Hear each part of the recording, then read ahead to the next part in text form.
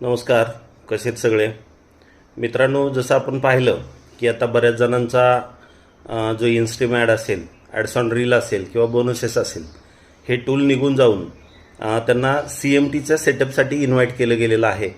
आणि ज्या काय पेजेस होते ज्यांचे हे टूल्स आजपर्यंत अप्रूव्ड होते आणि ते आत्ता दिसायचे अचानक बंद झालेत, त्यांना हा जसा समोर दिसतोय असा स्क्रीनशॉट सगळ्यांना दिसत असेल. वरचे सगळे टूल्स तुमचे निघून गेलेत आणि खाली नॉट इलिजिबल असं तुम्हाला कंटेंट मॉनिटायझेशन टूल असा मेसेज दिसतोय.